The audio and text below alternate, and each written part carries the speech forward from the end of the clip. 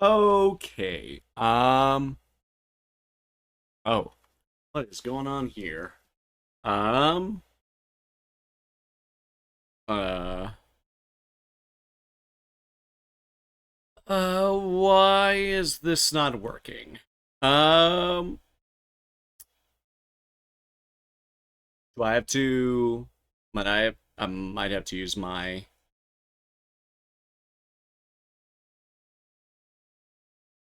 What's going on here? Why am I? Oh God, that is. Why is that so laggy? What is going on here? Weird. Um. We got tea. What do you mean we got tea? Oh, you mean like tea as in like cheese me? Hello, I hope everyone having a good time zone. Doing all right, Sally. Um, doing all right. I opted to. Oh God, why is that so laggy? Why is that so laggy?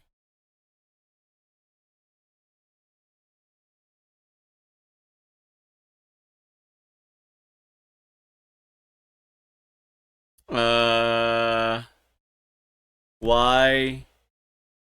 Why is everything so laggy with my model? Uh, okay, now it's fine. Okay, now it's fine. So yeah, we've got a little bit to talk about. Um, also actually, let me double check. Okay, okay. So let me put this in chat. Laptop is throwing it, so no TTS or it. And make sure I pin that in chat so everybody can see.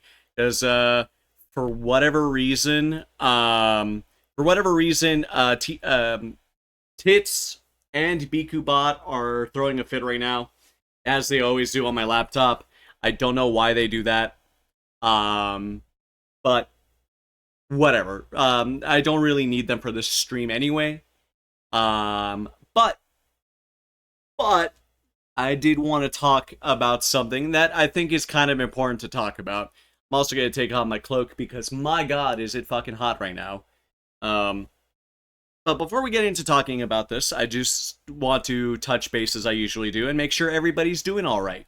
How are you guys doing? Hopefully, you guys are doing well. Hopefully, you guys have had a good day today. Sorry that we did not, Raina and I did not stream on Monday because this is something that I'm also going to talk about here in just a moment. Something happened with Fansly, and I think that's another big thing we're going to talk about. So but we'll it'll take me a moment to get to that point. Um, but right now, for anybody that or actually, I don't think I told anybody what that I was actually going to be taking care of JoJo. So that's why I'm on my laptop right now. That's why my model might be a little bit weird. Um, because I am on VTube Studio on my laptop, and for whatever reason, the laptop does not register my iPhone.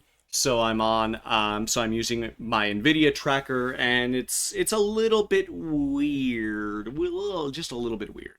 Um, but yeah, just got here today, taking care of JoJo.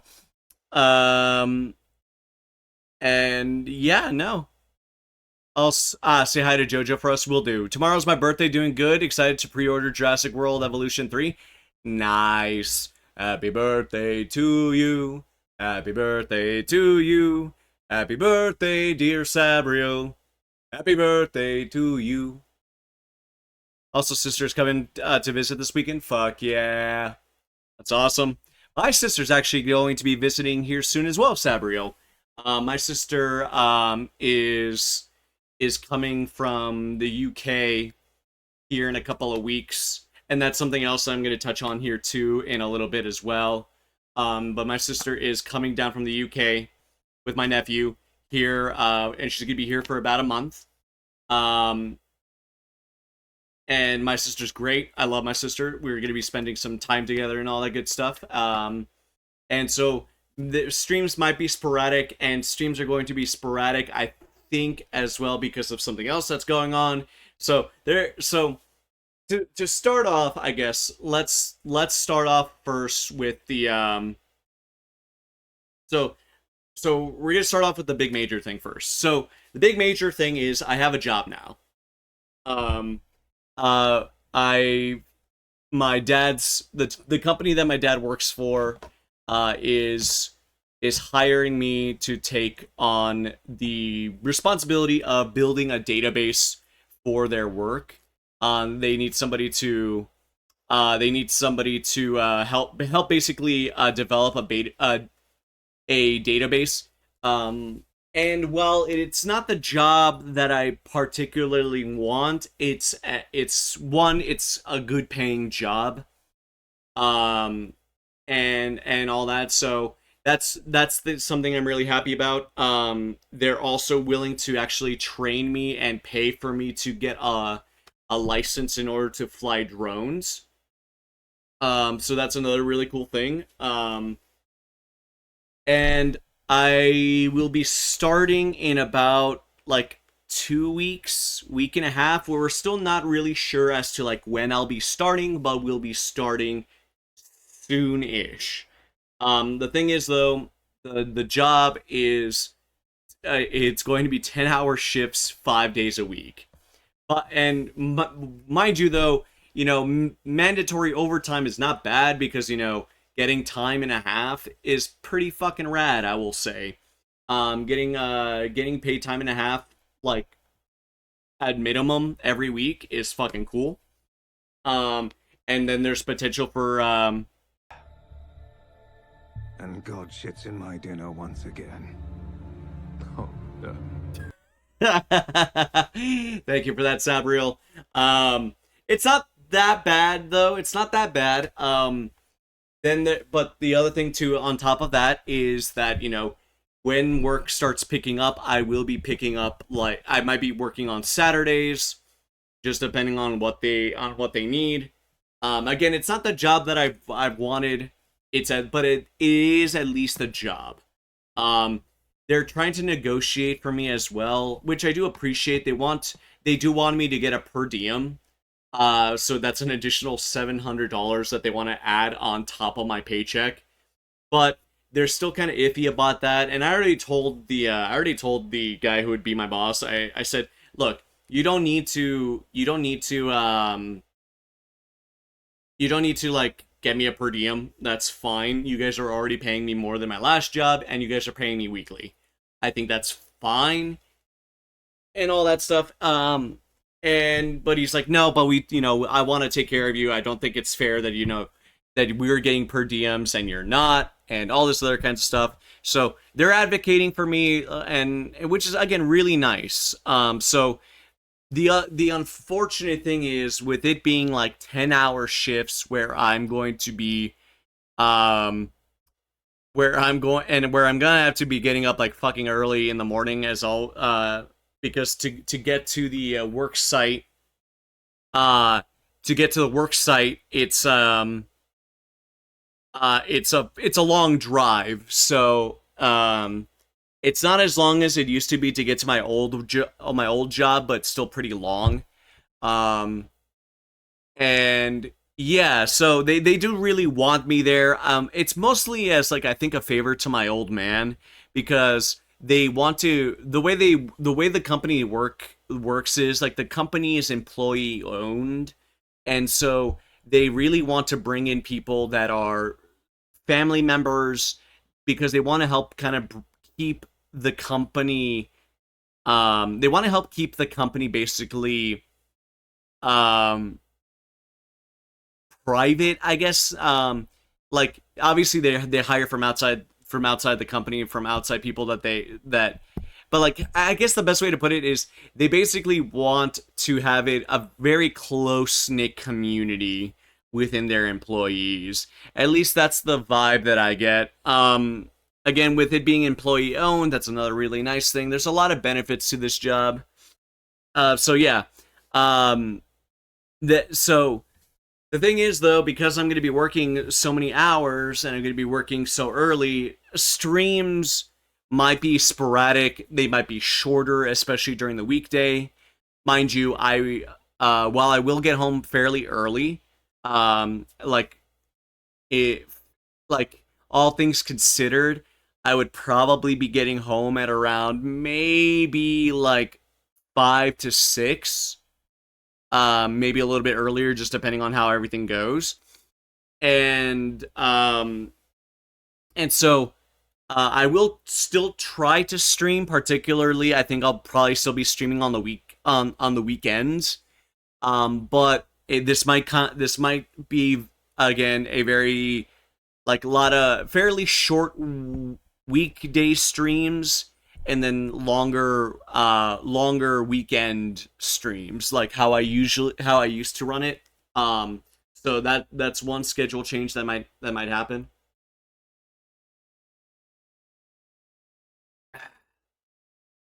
um but initially I don't know, initially we will be testing it out, seeing what stream days work, what don't. um and so yeah, like so streams might slow down, um and some streams might not happen just because of just because you know, I might be just too tired. So I think what I'm and I know I've been bad about it recently too. I might not just what's how should I phrase this?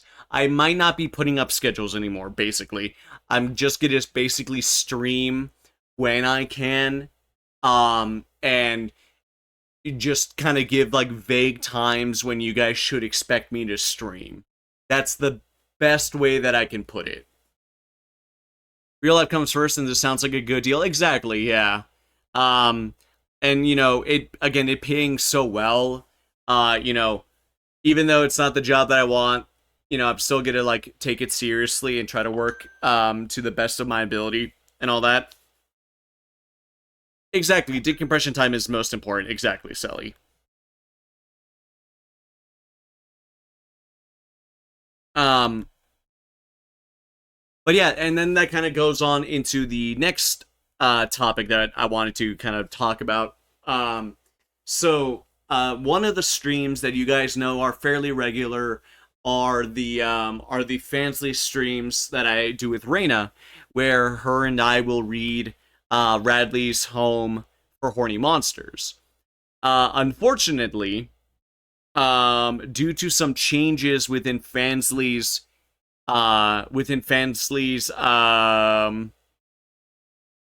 Fansly's TOS, we actually might not be able to continue those streams, because one, I would need a new PNG in order to continue those reading streams, and then Reina is in the process of getting a new uh um is in the process of getting a new model that is more friendly to fancy TOS.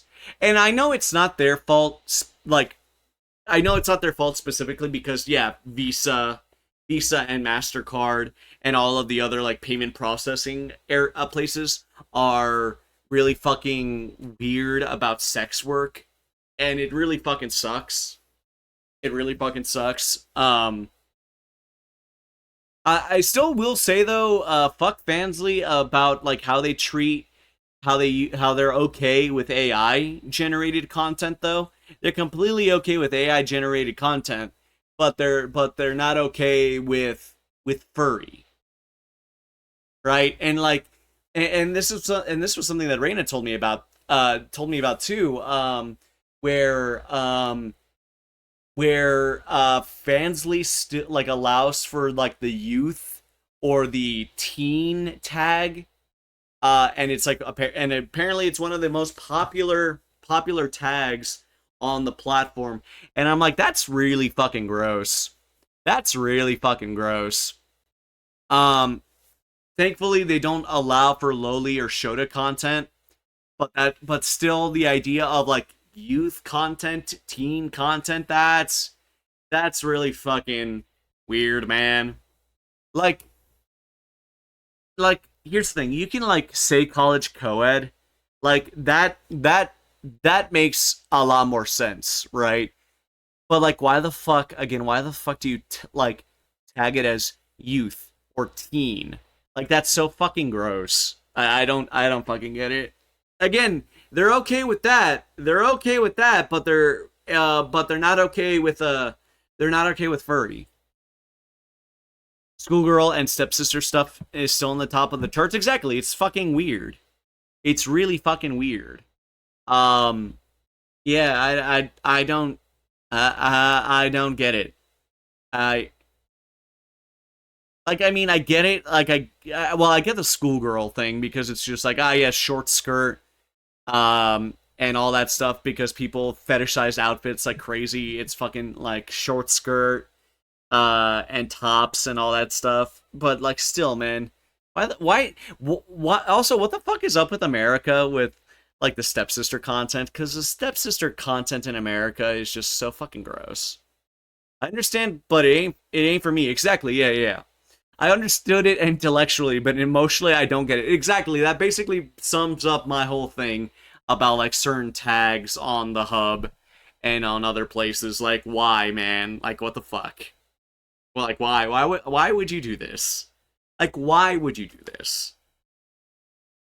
Speaking of why somebody would do something, and I more than understand, like, and I get why this, I understand, or I think I get why this person does this certain thing. This is sort of the main topic of the stream, and this is my response to the bullshit in to the bullshit going on in with the Stop Killing Games initiative and PirateSoftware. Wait. Well, to get Sailor Moon over here, the U.S. changed the lesbian girls to cousins, and apparently that helped make it past the censors. Wow, they would rather Sweet Home Alabama two characters than than uh than letting them be gay. Yeah, gotta love that. Got that because that fucking makes sense. Jesus fucking Christ, what is wrong with the United States, man? It's like it's all about that Sweet Home Alabama. They were still lesbian, by the way. Yeah, exactly. Just lesbian, so that they just made it fucking worse. Well, yeah, they made it fucking worse. Yeah, yeah, yeah, they did make it fucking worse. Ugh. Ew. Ew. Yeah. Okay. But in all seriousness, we are gonna move forward with the main thing that I wanted to talk about, and again, that being why pirate software sucks dick. But in all seriousness, it's not just about what pirate software is saying. It is it's basically, well, it mainly is what he is saying, but like how he's saying it basically. Um, and I really did really fucking want to talk about this because it infuriates me to no end about the misinformation that this dude is fucking peddling. So we're gonna work our way back. Or well, no, we should probably start early. Actually, let's actually go back and because so Pirate Software initially made these statements about the Stop Killing Games initiative back in back in oh my god, what was this? In back in 2024, like at the end of 2024, when this initiative first showed up. And I think this is back. I think this is almost a year ago now. And we're just we're just gonna play his videos and we're just gonna start from there. We're just gonna start from there because this dude is fucking terrible. This dude like he has like all of this good. My name is Jason Thorpe. Oh, just shut the fuck up. Just shut the fuck up, Thor. No, he's a fucking whack. Yeah, he's a fucking whack. Um, so so first off, so the main purpose of what I'm doing here is I'm actually going to basically respond to his statements from not only from like the perspective of a consumer, but I'm also going to respond to his perspective as somebody who has a master's degree in library and information sciences. That's the thing I studied. And that's the reason why I am so fucking passionate about this because everything that pirate software is saying is excusing the fact that it basically excuses the fact that corporations are treating our art as these commodities that they can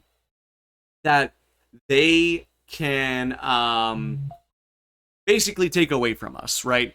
Like, and they take our art away from us, um, because oh well, we own the IP, so we can take away that art, this thing from you because you only license this thing, right? So we're gonna start off from the video. From Thor's video here. Again, he published this back 10 months ago. This thing got 1.2 million views. This video got 1.2 million views, and people like wholeheartedly accepted this like what he was saying, and I'm like the dude like Thor says like, oh, you know, it's vague, like the Stop Killing Games initiative is vague, right? But his own response is vague as hell. So we're gonna play this out, and I'm going to stop and I'm going to respond to it. So Gaming industry for about 20 years. I used to work at Blizzard Entertainment, then Amazon Game Studios, and now I own my own studio, PirateSoftware, by the same name, which is an indie studio, and I've been here for about 8 years now. I also run a massive community. We've got about 180,000 people in Discord, and most of what I do is try to teach other people how to make games, teach them that they can make games, show them the tools to do so, and try to do everything without any paywalls or bullshit in the way.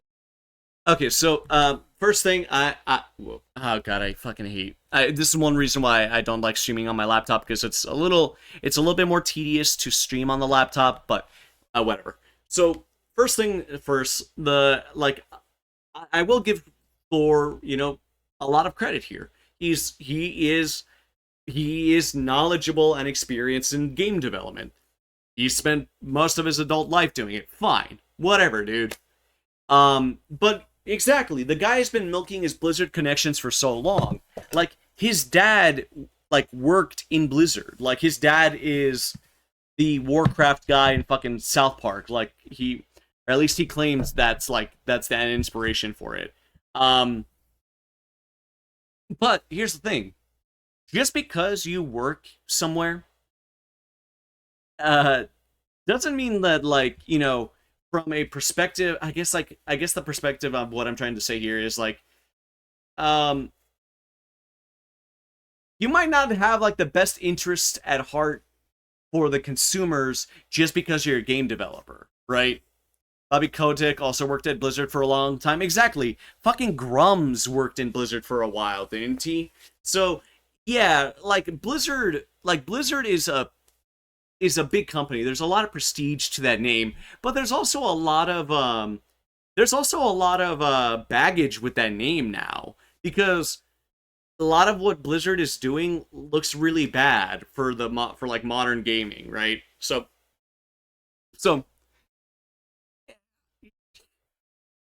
we're just gonna let the video keep playing.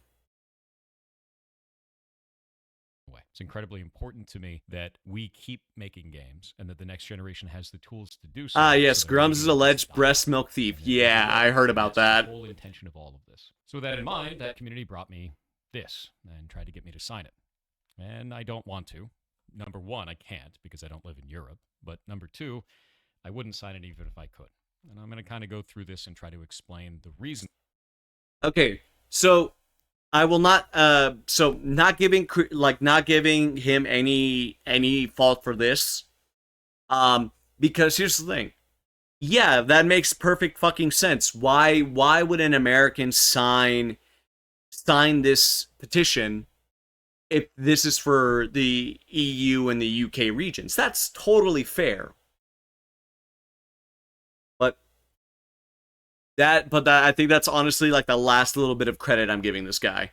I'm not sure I trust anyone who worked for Blizzard in the last 10 years. Well, I don't I'm not like I have some suspicions because a friend brought this up to me, and it makes me distrust Thor a lot more, and or at least makes me look at like give him the fucking side eye because um like when he was working at Blizzard and when some allegations came out, it makes me wonder like because the way my friend told me this, it made me give like a side eye because it's like exactly like you said, Sabriel. It's like I don't know if I like especially if you were like, and I don't know how high fucking Thor was in all this, right? But still the idea that, oh well, you know, you were in Blizzard during the dark times, so why didn't you speak up about this? Why didn't you say something about some really fucked up shit that was going on? Um, and so I don't want to get into like libel or defamation here because like I don't want to like basically what I'm saying here is I, Thor Thor's position at the time of Blizzard very suspicious given everything that I understand about like his timing and everything. So yeah.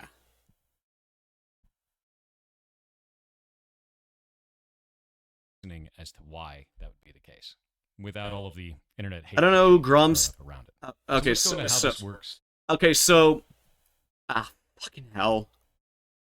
I okay, so Sally, let me clarify this. So let me clarify who I'm talking about. So PirateSoftware is this guy. Is this guy right here, down here at the bottom. Let me actually like move off to the side a little bit. He is. This is PirateSoftware. Thor is like his name. Like his middle name is Thor. Um, Grums is another guy from Blizzard, who is a grifter on the internet as these guys like tend to be for whatever reason. Oh, okay. Because like the way you phrased that made me think like, oh, I might need to clarify. I might need to clarify who Pirate Software is and how he's not Grums. Yeah. No, Grums is bad. Grums is really fucking gross. Grums is really fucking gross. Think Asmongold but skeevier? Yeah, that's a pretty good way of putting it. Also, you know what? This is one thing I also don't understand why Thor did this. Why the fuck did he defend Asmongold? Like, especially in like in a time period, like in the time period of a year or so, Thor is really kind of like fucked up and dropped the ball because he fucking gave Asmongold a second chance and like talked to him. Like, why? Like, how? Like I. And this goes back to something that Selly kind of like I get the idea that like I get the idea that you like, you know, you want to like try to talk to somebody in order to like maybe help them see the light, as it were. But when the thing like when the shit that they start spewing is like fucking vitriol, and then when he like just months later he fucking doubles down on that shit, that like that's something that's really fucked up and like really kind of just disingenuous about people like Asmongold. It's really fucked. Oh, also somehow Grums is married, by the way, Selly. He and Asmon had some drama over WoW a while back, and Thor got bodied by the Asmon community. Well, yeah, didn't Thor like fuck up like a massive raid, and then he proceeded to blame it on everybody else, even though it was his fuck up? Like that's the I again, I'm not here to like dish on the stuff that I don't really know too much about Pirate Software or what and like what he does aside from his fucking response to this as a and again it's why I'm talking about this from an archival perspective, but I'm also giving my own sort of personal response to his fucking statements here because his fucking statements are terrible. And why this is an issue to me. First things first, what is an initiative? So an initiative is actually not law. It is something that you put together so you can put it up in front of representatives and they can start the conversation. The reason why I have a problem with Stop Killing Games is specifically it starts the wrong conversation. If we're trying to kill off the practice of developers putting together a live service game, pitching it as a single player experience, and then taking away support in the future, this ain't it.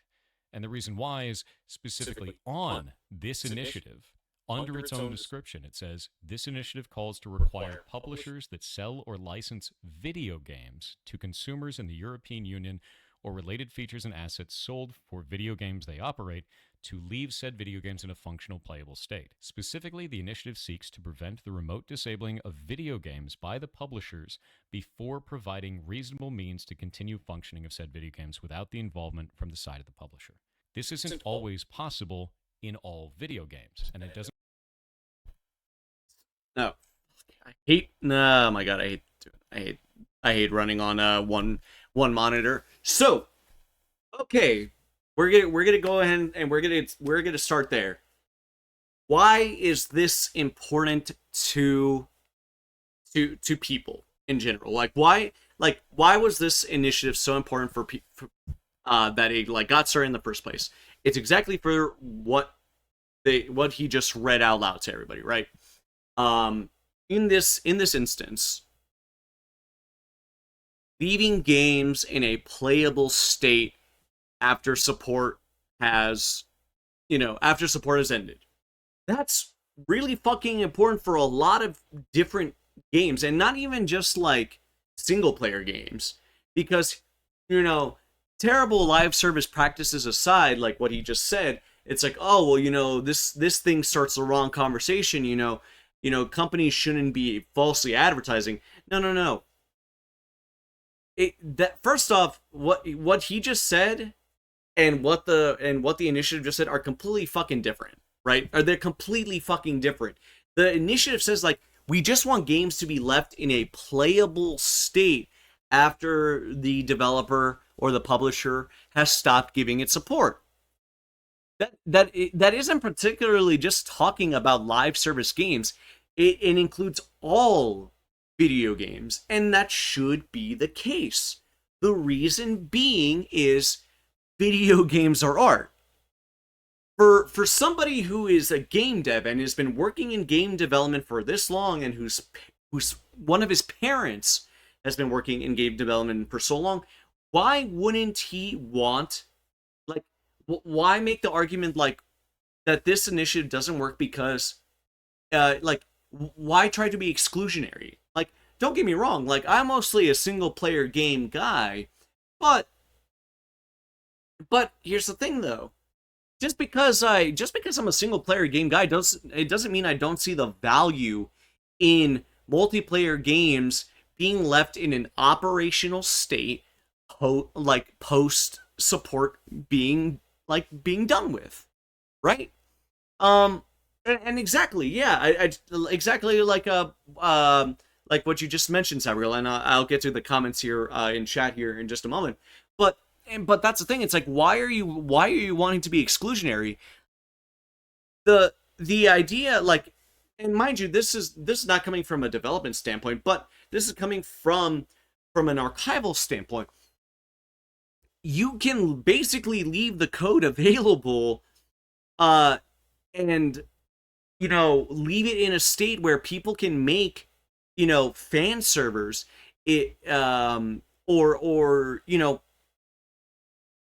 for live service games, leave fan servers available, remove all monetization options basically, and if you don't want to support the game anymore, just make everything free after a certain point, right?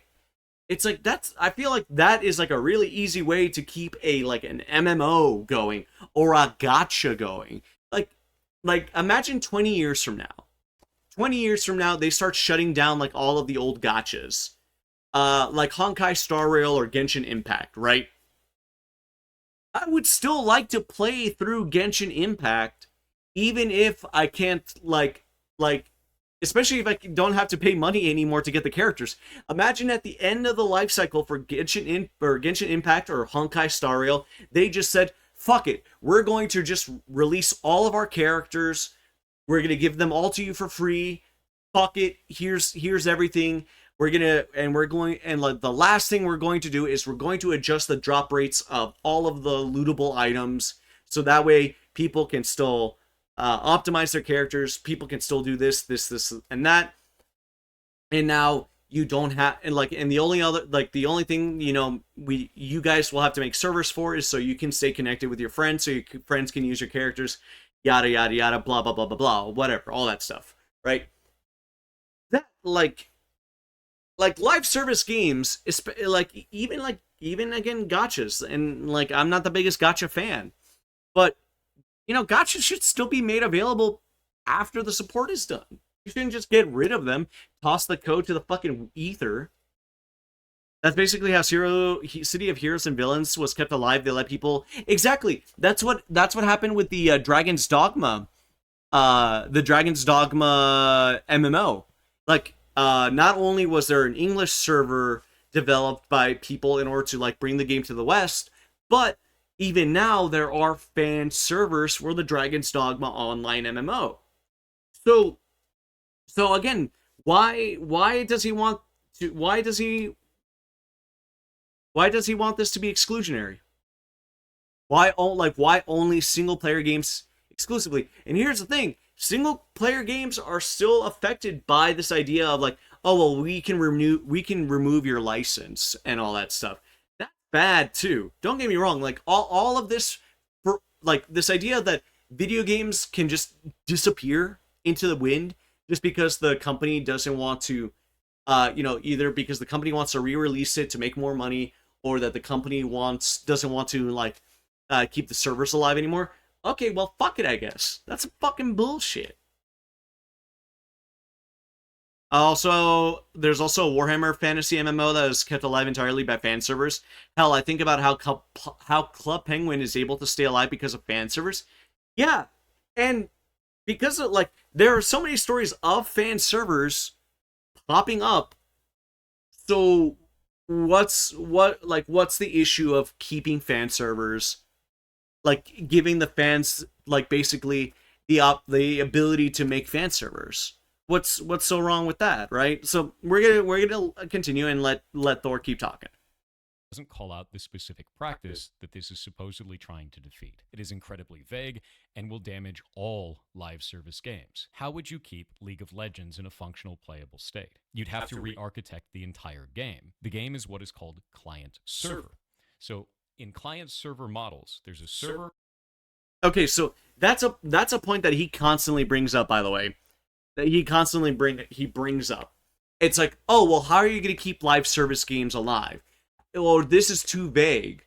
Okay, so first off, if live service games are actively are in a sense basically you can't keep them alive, even with fan servers, then why the fuck make those games, right? Why make those games in the first place? If live service games are going to be negatively affected by this because the ability to monetize them, the ability to keep them going is going to be too difficult, then why make those games in the first place? I don't know. Maybe again, this goes back to the idea of well, fan servers are a thing.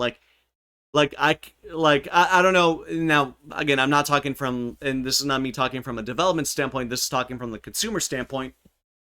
What if I want to play Rainbow Six Siege? But they shut it down. Well, I mean, not only did I spend $60 on the game in order to play it, but I dropped all that money on those battle passes, and suddenly all that shit is gone. And again, that goes back to how predatory live service games are. Why can't I play Rainbow Six Siege after the servers are done in like on my own fan server? Why make it so? Why develop the game in such a way that you're only going to screw over the people who poured time and money into it at the end of the day, right? What if I want to play Diablo 4 in 20 years? Yeah, exactly. Exactly. And here's even the thing. Here's more so the thing with Diablo, right? Diablo is more of a single player game than fucking Rainbow Six Siege or Rainbow Six Siege, right? Diablo 4, like you can play it entirely by yourself because all like what do you care about at the end of the day with Diablo, right?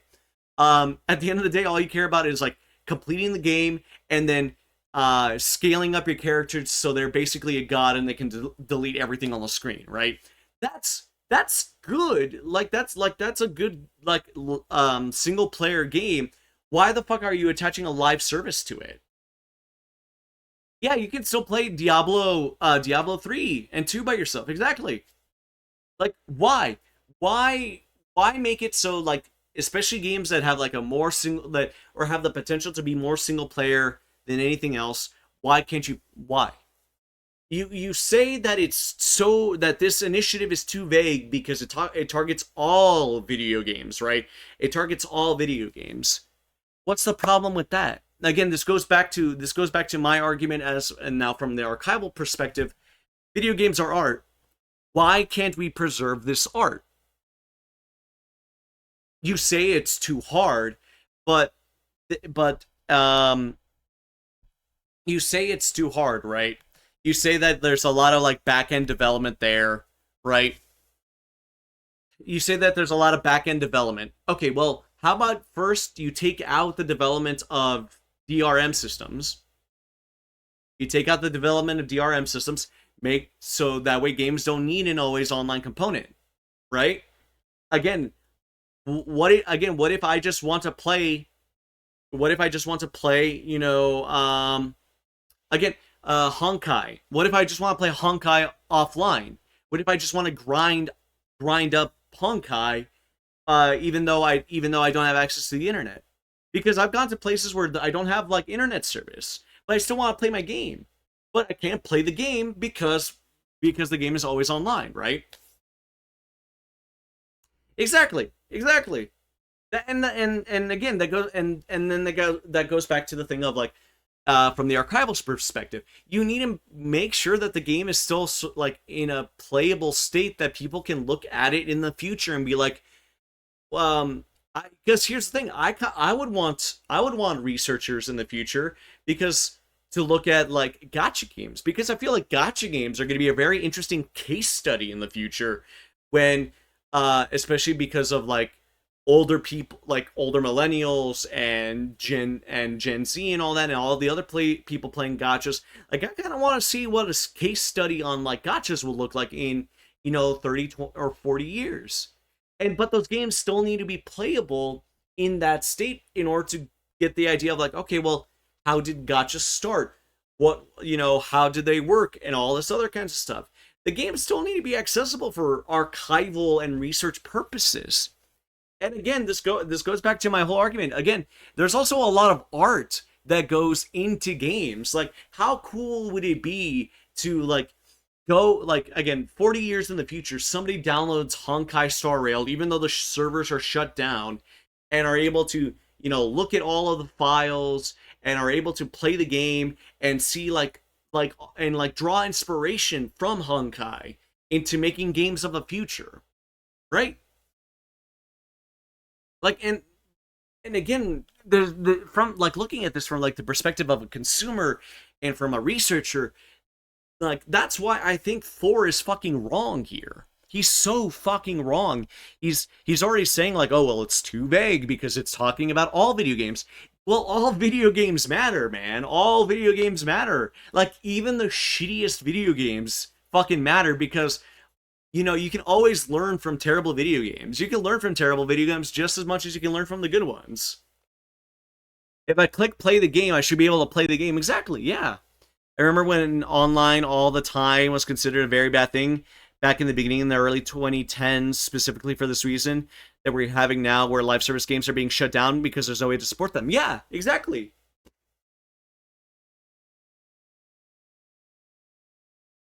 You want my 2 cents? This is an industry move by him.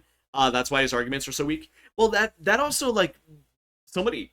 Oh, excuse me, I got the hiccups. Somebody mentioned this, and it was really funny. It's like somebody said, "Oh yeah, he's a fucking industry plant. Like he's an industry plant. Like that's why he's saying all of this because it's like, yeah, he's worked for Blizzard, he's worked for Amazon Games, and he has his own studio. He's an industry plant."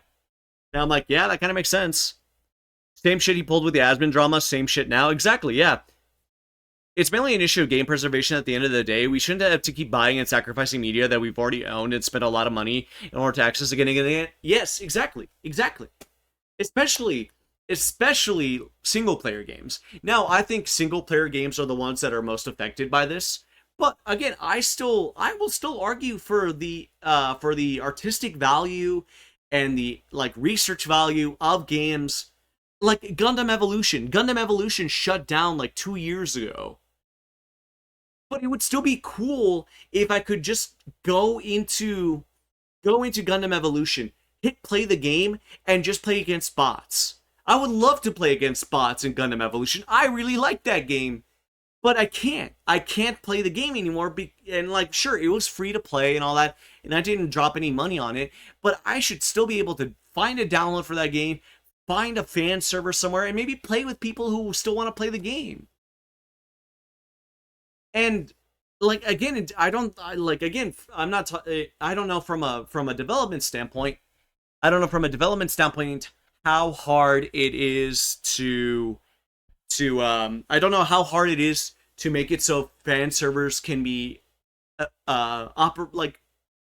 operated easily and all that stuff. Like I don't know that. I don't know. But just because I don't know, or just because someone says it's hard, just because it's hard doesn't mean you shouldn't do it. Right? You like because again, like you're saying, there are games from the 90s with online servers still running. So why can't we do that now? Why is it so much harder for games now? Shouldn't this be like shouldn't like I know video game development is hard. Don't get me wrong. I know all of the like proper game development takes years. But if we're going to respect the consumer, we need to make that effort. We need to make that effort. Because people making games don't care about games anymore. Exactly. I don't think Thor cares about games. I honestly don't think he does. I wish Fenris was here. I'd like to hear his stance on this from someone who has a background in development. I'm actually really curious about that too, because Fenris worked with Blizzard too. So like I wonder what his stance on all this is about this. It's about money, not passion or creativity. And I make that same argument too. And I've talked about this so often on stream where, video game development is no longer about the artistic integrity behind the teams anymore. It's all about money. It's all about chasing trends. I mean, gotchas are 100% that. Don't get me wrong. Like, gotchas are a big problem. Live service games are a big, big problem. And they just and again, the developers don't give a shit. The developers don't give a shit. Running servers for 5 cents a year, it's 5 cents the CEO doesn't get in pocket. Exactly, yeah. Exactly. And there's a client, and all of the math, all of the game, everything happens on the server. The client just displays it. And the reason we want to do it that way is so that you can't teleport around and do a billion damage. You don't trust the client. You trust the server. The client just displays what it's told, right? So if we wanted to re-architect this, we'd have to take all of that server logic, push it back out into the client, and somehow make that playable in a multiplayer-only video game. That doesn't make sense to me. So this isn't going to work for all games. Why is it calling out all games? And it's really easy to say like, oh, that'll get worked out down the line. But we're dealing with government here. If we're going to be putting up these types of ideas specifically in front of government, we need to be calling out the right issues, especially if you don't have precedent set. Because now you're going to be setting precedent on something that doesn't make any sense with people that may not understand the nuance of our industry, all in the name of saving games. So I will agree with him on this stance because yes, the government, like the government is really behind on adapting to new technologies. Like it's why the loot box thing really surprised me. Like the loot box law that I think it was passed in Hawaii. Like that makes a lot of sense, right? But what are the right issues for? You're not like he's not really like saying like it directly. And still though, you're not addressed like you say like, oh well it'll get worked out on later down the line, but you're pushing it on to the lawmakers. You're pushing it onto the people that you already know are by habit like routinely behind the times. Government is always behind the times of technology, right? You're blaming the government for something that you guys can change. Why not change your perspective and be like, okay, well, if the government looks like they're going to pass this, or there's this movement of saving video games, then why don't we work out that problem now from a development standpoint, so that way we're in compliance. That way we set the industry standard. Don't let the government set the standard. If you care so much about the industry, if you care so much about your bottom dollar, then set the industry standard now, and then don't and so you don't have to worry about it later, right? Yeah, or influence the policy. Exactly. Yeah, we need more Zoomers in government. Exactly, I agreed there too. Um, but again, he doesn't give a shit because at the end of the day, all he cares about is money too. And I don't give a shit if he says, "Oh well, I get paid minimum wage here at Pirate Software." Dude, you're still making money off of your fucking game, man. We can dive headfirst into AI initiatives without looking at the environmental, social problems. They're pushing that forward fast as hell. Exactly. Yeah. What? Like that's a fucking double standard, right? Oh well, you don't want to set the industry standard for preserving video games, but but you want to push AI in video games. You want to push the use of AI in government. You want to push the AI use in everyday life. Where like what the fuck, man? Now, and I will give Thor credit. Like Thor doesn't like AI either. He does like he at least very much still states, at least now he states that you should be paying your artists and all that stuff. But still, like tech bros like him are very much pushing for the use of AI. Don't let a bunch of 80-year-old morons who can't figure out the VCR they've had for 40 years set policy on video games unsupervised. Exactly. Yeah. Exactly. It's why again that goes back to another problem that's sort of it adds to this pile of shit at the end of the day, right?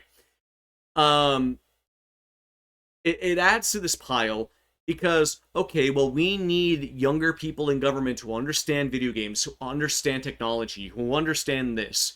We don't need boomers in office that don't get this. Because it's very clear that they don't get it, right?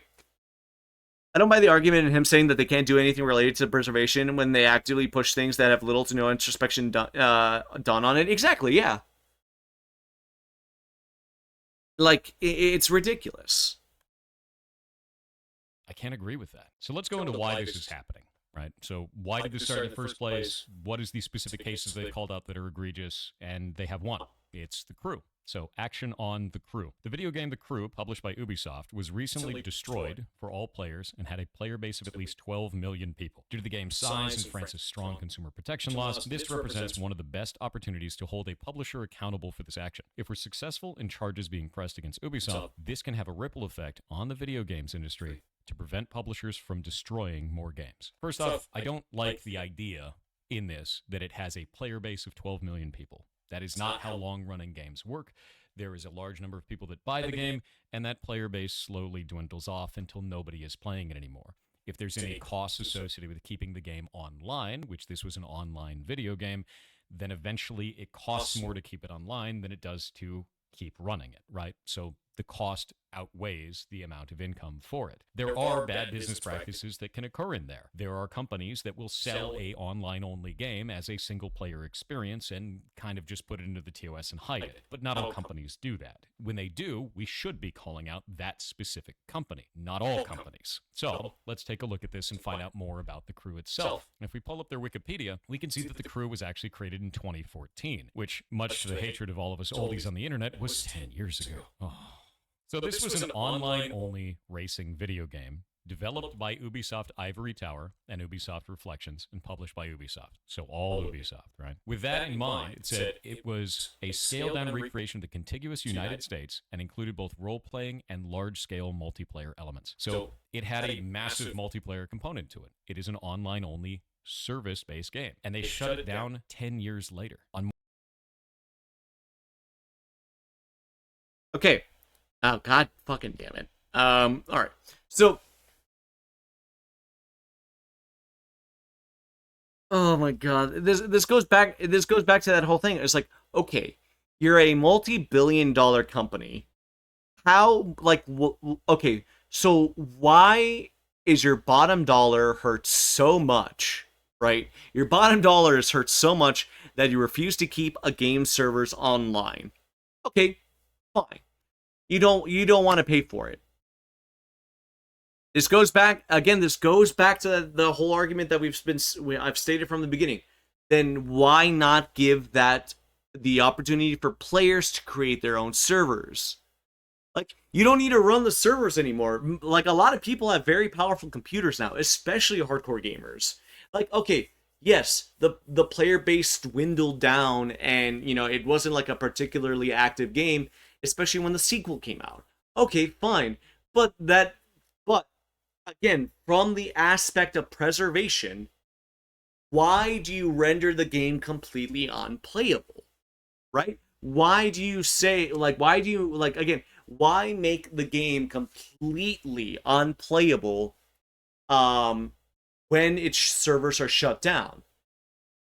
Okay. Why not make it so, okay, well, if you're not connected to the server, maybe you'll have ghost data coming in and, ghost players, right? Like Tekken does that. I think Tekken 7 and Tekken Tag Tournament still do ghost data. And because it's all just data from players that have previously played the games, right? Why, like, if you're so worried about servers, okay, fuck it. Don't shut down the servers, but still make it so when I hit play, the game, make it so I can still play the game on without other players. It doesn't need, again, this idea that you oh, well, the servers are too fucking expensive, yada yada yada. So again, from the archival perspective, why isn't that I can't access this game anymore when I want to do research on it, when I want to do research into the technology behind it, when I want to do this, when I want to do that? Like, this idea that you're basically making it impossible to look at games from a from a research perspective. Like, everybody, in academia now, especially, we don't take video games seriously because developers don't take games seriously. I know we've already established that developers don't give a shit about games. Publishers don't give a shit about games. It's all about money. We don't need to tread that on that. But academia, games are still very important for academia, at least in my point of view. Why can't we make it so we can still examine these games in the future? Why can't we? Why can't we make it so that we can, especially look at the code, the assets that went into it? Why are we making it more and more difficult to do things like that? Again, it's all for the sake of money at the end of the day. And most of what I'm saying here is, again, it's a hypothetical question. But we're gonna be 20 years, 40 years down the line, and we're still gonna be in this place where video games are not taken seriously as an art form, nor as a form of like serious academic research from a multitude of different perspectives, because in we're not putting in the time to actually protect games for the future. It's important to protect games for the future because and almost every form of art has some sort of research value or artistic value that we can you know examine and maybe just discover something strange about it that we can learn from. I feel like indie developers are the best bet for people who care about making video games as well preserving them. Exactly, yeah, exactly. um Indie developers are the ones who care the most about their product because most indie developers want you to, always be able to play their games. Most indie developers don't have a DRM. One of the biggest things I hate right now is Destiny 2 sunsetting content. I've heard about that. I don't know too much about Destiny 2, but I have heard about that. Creators of Yumeniki came back and updated the game over 15 years later to make sure folks could still play it. Wow. I paid for every expansion day one. They've taken half the game away. Shit. That's ridiculous. That's so fucked. March 31st, 2024, Ubisoft shut down the game's servers, rendering the game unplayable, which is normal for live service games. The only thing that I can see in here that could be a problem is if they posted as not an online-only experience. But everything that I found online shows that the game was always marketed as online only. If you're going to be buying an online-only game, that means it can only run when it's online.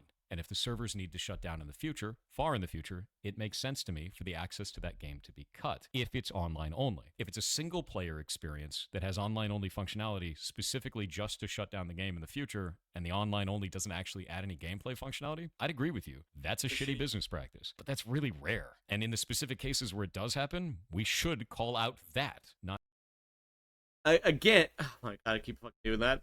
Again, Thor, like, why can't we protect online only video games? There's because people are still paying money into this. People are still paying money in online only games, even like years after initial launch. Fuck, Rainbow Six Siege.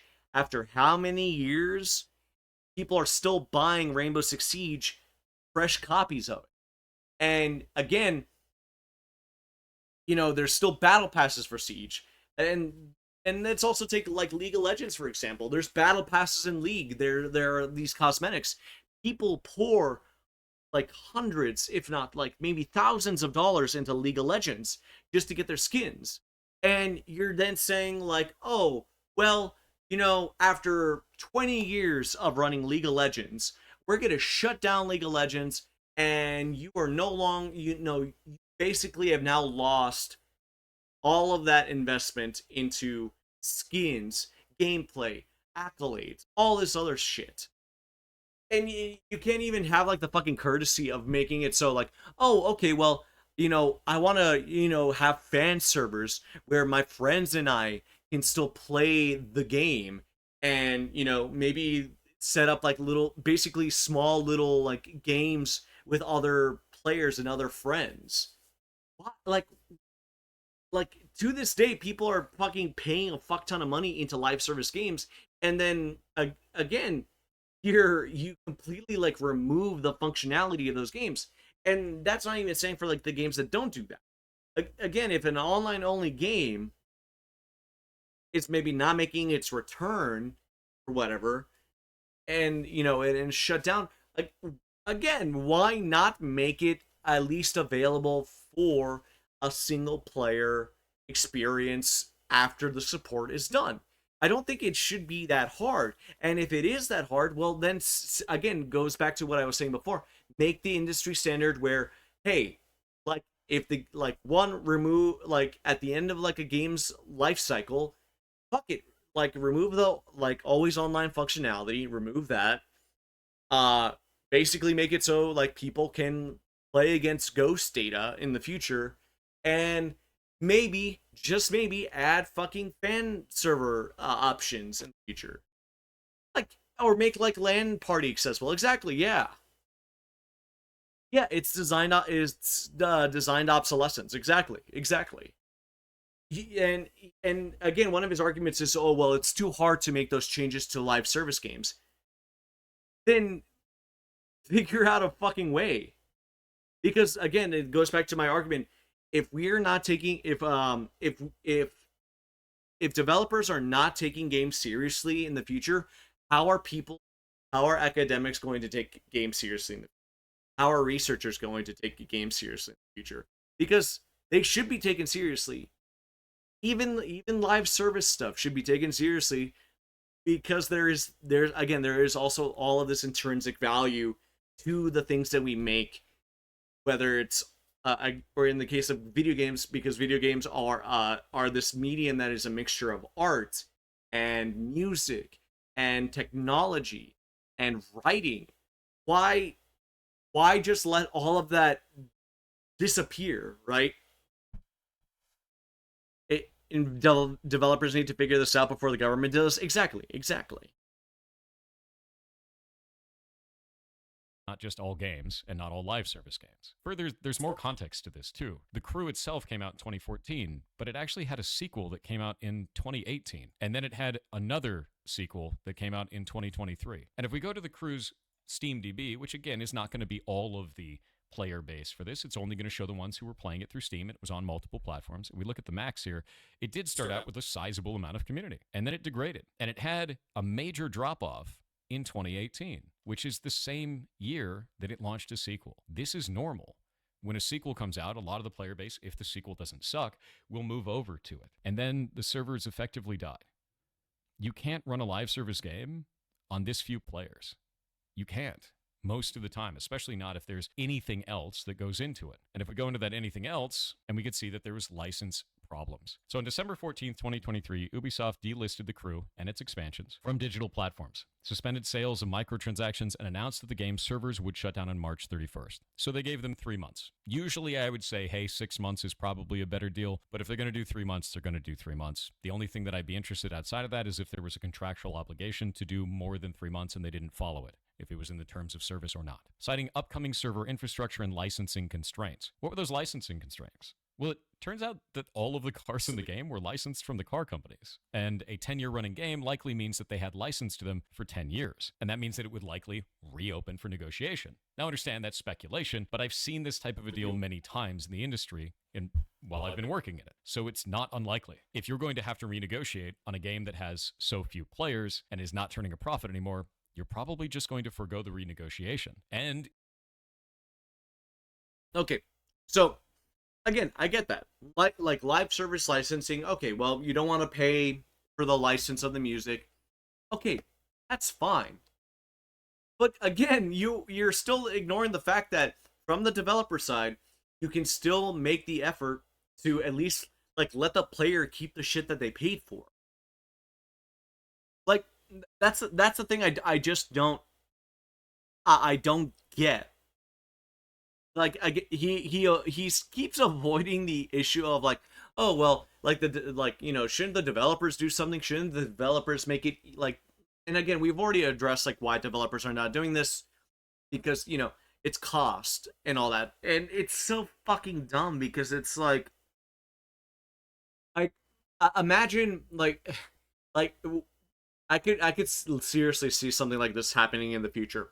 Imagine like a certain car just disappears, right?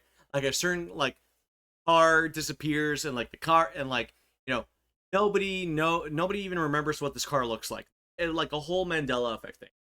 But but then you remember, oh wait, like, oh, the Crew had the like should have had this car in its roster. And imagine pulling the game data from the Crew, or the Crew 2 or whatever, and being able to like see all of the car models and be like, oh well, this is what the car looks like, and being able to make reconstructions of the car that way, right? Well, and yeah, like it's well, it's not even just removing the music, right? It's the car licenses, right? And yeah, like again, I'm reiterating the same points over and over because I think it's important to understand, like, okay, well, if licensing is an issue, then and while I do understand, like, you don't want to renegotiate a contract for it, so you don't want to put the game back up on sale. Delisting, I can get that, but again, why not just delist the game, do whatever you want, so in order to avoid licensing issues. Okay, fine. But again, still make the game playable even after you shut it down and after you delist it, right? Or what about the other Ubisoft games like AC, especially the Origins line? Exactly. Yeah, exactly. It's again, frankly, ridiculous. I feel like this is such like a bullshit argument of like, oh, developers don't want to spend the time and it's too expensive to spend the time. I'm like, fuck off, dude. Like, if you're taking the time to develop a game, then develop a game with that people can still that people can still enjoy even after it's been shut down. If those servers are aging, you're not going to want to recreate that infrastructure. And there are some people that'll say, well, just make it all single player. Well, I've explained that that doesn't make any sense in the first place. If you're making it all single player, you'd have to carve off all of that, and it's developer time and money. When you already have sequels out and the game has basically no players left anyway, it makes more sense to just move on. I don't find that to be a problem from the developer perspective, and I understand that people find that to be a problem from the player perspective. These are two different ideologies, and that's okay to have two different ideologies. I just won't agree with it because I understand the burden that puts if we raise that problem in the way that we are right now. If you try to tell me that every studio needs to run their live service game indefinitely or not want to run one at all, then no one's going to run them. And we're going to miss out on adventures like Final Fantasy XIV. And even though I don't play anymore, League of Legends or any other live service game, any of them. You're talking everything, like even phone games, as funny as that is. A lot of people don't realize that phone games require online-only activity. What about things like Pokemon Go? What about stuff like Monster Hunter Now? What about any of these? We'd never... They don't have to require always online capabilities, though. That we're so intrigued, like we're so tied to this idea that live service games are the norm now, and so we always have to make them the same way. We always have to make sure that always all online. What the fuck? Okay, I get it for games like Pokemon Go or Monster Hunter Now, but here's the thing though. One, GPS is technically a free service. That's something that is provided to all cell phones regardless because they need to be able to track phones everywhere for emergency sakes, right? But still, why not? If I can work on a Google Doc offline, and then when I like link back up to the internet, the Google Doc gets updated. Why can't developers do that with like online games? Like what the fuck? Like Monster Hunter does it. Like I can still play the Monster Hunter games. Like all of them. And I think there's even some fan servers left of like even like Monster Hunter 1 where you can and you can still do all of the hunts and all this stuff. Like I feel like it's such a lame ass excuse saying like, oh well, the developers don't want to put the time into this. I feel like this is something that you should think about putting time into, especially for the sake of the future. Like, I'm gonna reiterate the point. How are we going to take games seriously in the future if we can't even access them? It's ridiculous, man. Forget any of them. And that's why I think this needs to not be vague. It needs to be specific about the business practice it's trying to defeat, which is specifically companies that are doing this under the guise of it being a single-player game, but adding online-only functionality that is not necessary and doesn't add any gameplay elements. That's the problem. So now we're going to go to Ross, otherwise known as Accursed Farms, the creator of this initiative, and one of the ones that's pushing it the most online. I'm going to let him say exactly why he... By the way, he says that about single-player games having always online functionality. Yet he did the same thing with his own fucking game, by the way. His own game has always online functionality, by the way. Ubisoft can afford to run these things long past the time the humanity still has on Earth. Cockroaches can play the crew in the ruins of our cities. Exactly, yeah. He thinks that this will go through very easily and why it is important, and then I'm going to tell you why I don't agree with it. Comes law in the EU? Yeah, it might be. Now, it's not a guarantee, but I think if we get the signatures, this passes. Why do I say that? Well, it's a few factors. Politicians like easy wins, and this doesn't require them to do much at all. And unless it involves gambling or protecting children, politicians generally don't care about video games. So this isn't of big consequence to them or most of their constituencies. I'm going to stop it there for a moment. The assertion that politicians just like easy wins, so this legislation will go through, but the politicians don't care about a multi-billion-dollar global industry and that it doesn't matter to their constituencies is incredibly absurd to me. I don't think this is the right direction at all for a movement like. I will give him credit here. Yes. Video games are a multi-billion-dollar industry, but also video games are a multi-billion-dollar industry. That still has a lot of fucking sway in government, and with as popular as video games are, protecting consumers is generally a fucking good thing, right? Protecting consumers from predatory practices is generally seen as a pretty good thing, especially in the EU that has stronger consumer protection laws. So, yeah, I will though, like, harp, however, that politicians do like easy wins, and I feel like the idea that, yeah, this probably would be an easy win, especially somewhere that does a lot of consumer protections. And yeah, exactly. We've seen government officials step up on issues like loot boxes. So, yeah. And again, if your problem with the initiative is the wording or the message or whatever, then step up and try to make those changes, right? In the US, the average gamer is also the average voter. Exactly, yeah. Like this. I think it's incredibly damaging and it makes our entire industry look bad, both on the player side and the developer side. If we're going to be putting forward anything that may eventually turn into legislation, it should be passing because it's the right thing to do for consumers and developers and that there's some kind of a middle ground, not just because it's an easy win and politicians don't care. This sets us off on a completely wrong foot. EU law is already unclear on a lot of this practice anyway. And that's dangerous. If we're going to be setting precedent, which could change the way that law works all the way down the road, then we need to be sending the right message, which this is sending a vague message that doesn't cover the actual problem. So the actual problem is, again, still... The actual problem is still video game preservation, though. Because, okay, yes, again, I get that Thor, like, wants to only protect single-player games. And there are examples of single-player games being lost to time. But, again, all games should be protected.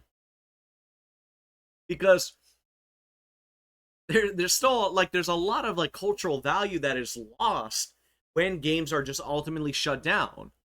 Yeah, like the E.T. Atari game, yeah. Like, when games, like, disappear, it's like a piece of art that disappears. Like, it's not a good thing that these things are just gone. Right?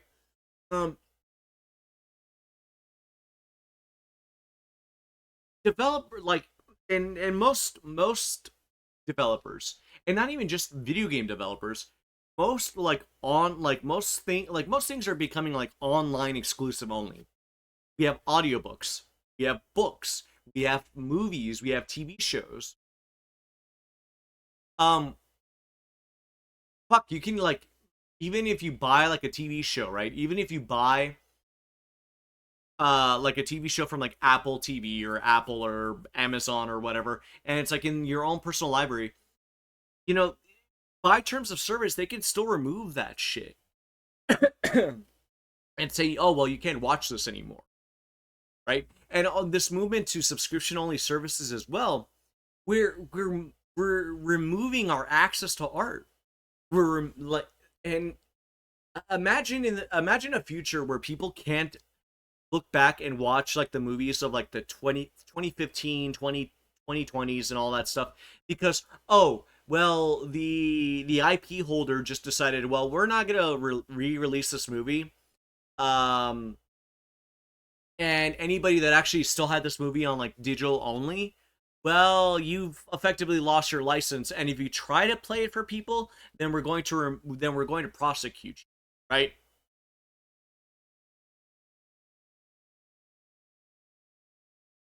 Game Detention is another one. There's a piece of Jurassic World media that's gone forever. Camp Cretaceous Hidden Adventure, Choose Your Own Adventure film, was exclusively on Netflix. Now it's gone forever. Exactly. So we're losing media in an age in an age where our media should be very easy to protect, but because people are don't want to pay money for it, don't want to pay money to keep it, um, or they're just like, oh well, I just want a tax write off. Fuck it. Like, okay, so you want to protect developers and publishers that are doing this shit? Fuck no. Fuck no, man. What is your fucking problem? And they also never released seasons 4 and 5 on Blu-ray. Jeez. This is not a win to me. This is a huge risk. And we would be making it easy for them to settle it. It falls in line with other consumer practices. You know how when you buy something, you're generally allowed to keep it? In the case of live service games, in the terms of service for those, you are not buying the game. You're buying a license to the game. And that's the part that's really different here. If we don't like the idea of live service games as a whole, I get it. Don't play live service games then. Don't agree to those terms. But if we're under this weird idea that we need to get rid of all live service games or damage that practice in any way to keep in line with consumer policies, it is in line with consumer policies. If it wasn't, it wouldn't be there in the first place. So this doesn't really make a lot of sense to me. You're not buying the game, you're buying a I hate this idea of licenses nowadays, especially too. This idea that you don't own everything. This goes back to what I was just saying. This idea that you don't own everything is fucking horseshit. Because we're spending all of our money on games or on books or on TV shows and movies. And you're telling us like, okay, well, we went through the effort of like buying the physical copy, right? Or like, especially like right now with what Nintendo is doing. What Nintendo is doing with the Switch 2, where you can't even like resell a game anymore because, oh, the game cartridge is just a key card. The game data is not actually on the cartridge anymore. What the fuck is that? You're now charging like $70 to $80 a game, and you're still not but oh, you only buy a license. What the fuck is that?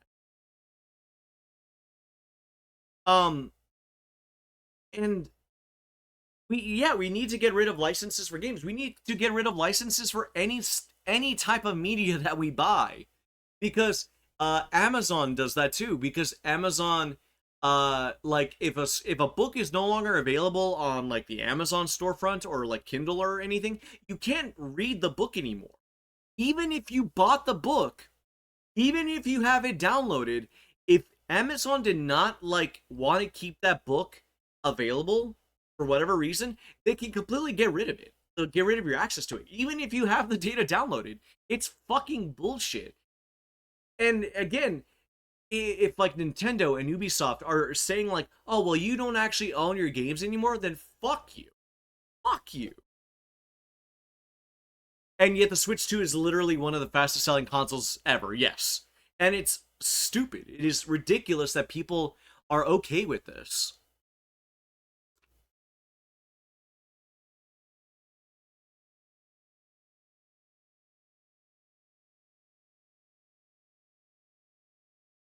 The fact that we're okay with being told like, oh, I even bought I bought a physical copy of something,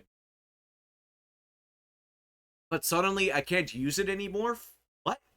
It's like if like I buy a piece of artwork and then the fucking artist is like, "Oh, you know what? I've decided that you can't have my art anymore, so I'm going to kick down your door and I'm going to take my artwork back." Like, what the fuck, man? All the shit they're doing, and they sold in 4 days uh, what? What the PS5 sold in a month? Jesus. Ever read about the Rat Utopia experiment? That's what's happening to us right now. I don't think I have. What is the Rat Utopia experiment? Leonardo da Vinci coming back to burn the Mona Lisa. Yeah, exactly.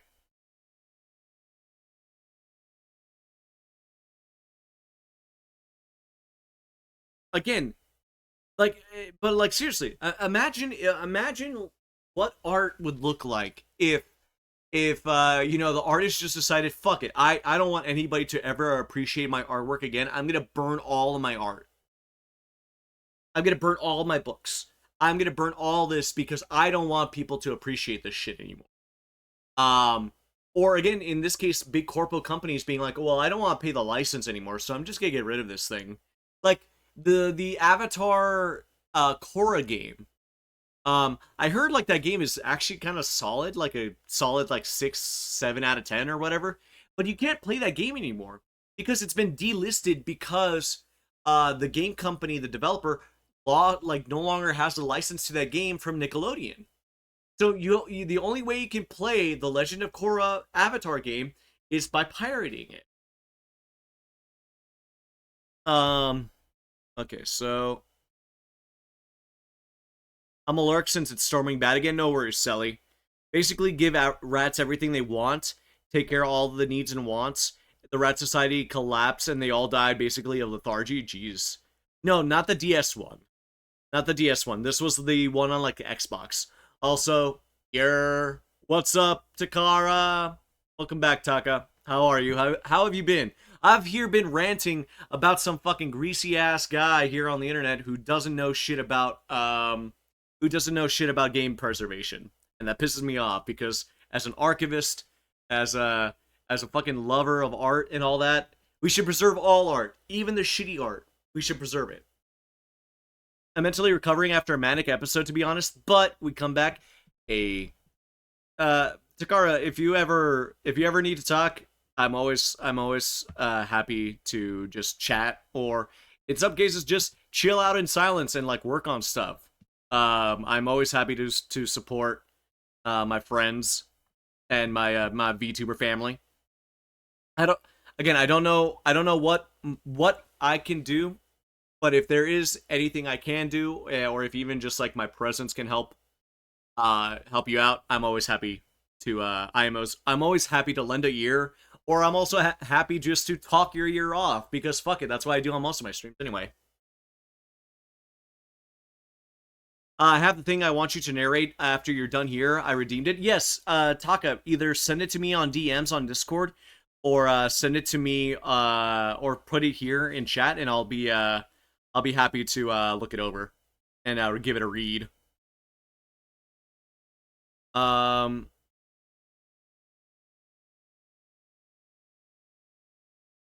but yeah, Soren, about the Legend of Korra game. Yeah, it's a Legend of Korra game for like the Xbox 360, I think. I can't remember, but it was a game. It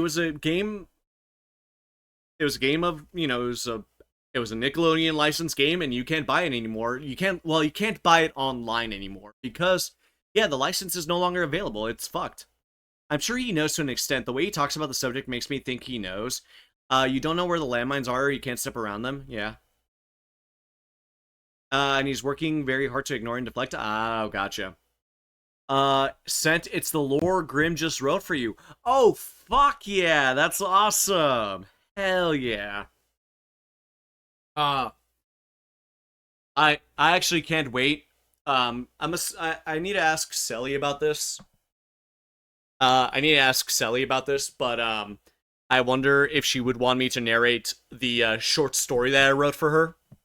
Because that was my most recent commission. For anybody that does not know, Celestrius commissioned me to write a short horror story for her, and I thought I did a pretty good job. Sally really liked it, and Sally's actually working on the spread right now, because she's making some art to accompany it.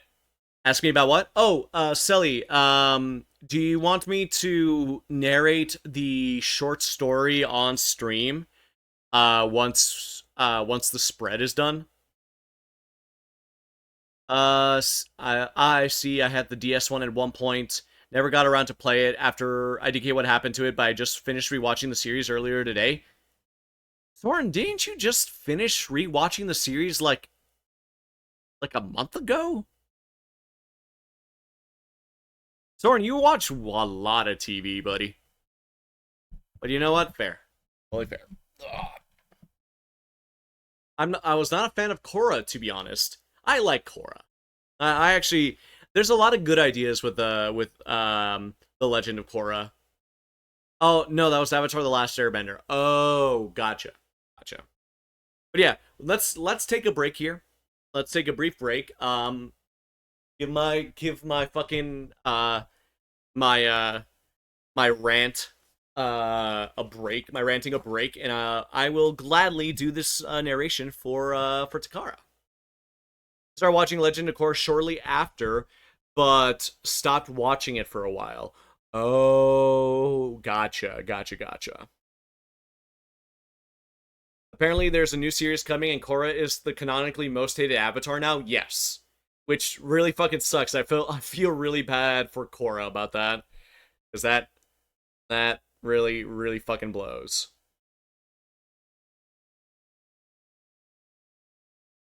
Hmm.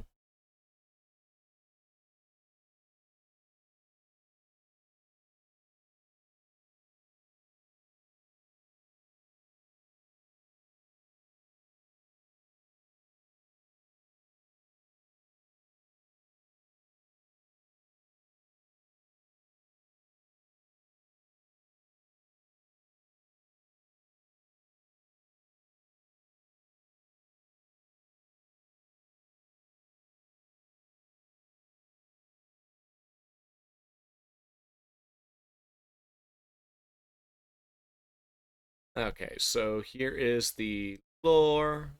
Grab it, lump robot. Um,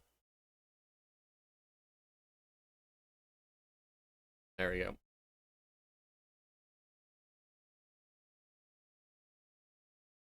Korra could have been awesome, but the writing, especially in the later seasons, was ass. Yeah, reminds me of how Ruby went downhill eventually. I mean, give it from what Grimm has told me, he already was at the bottom and just fell further bottom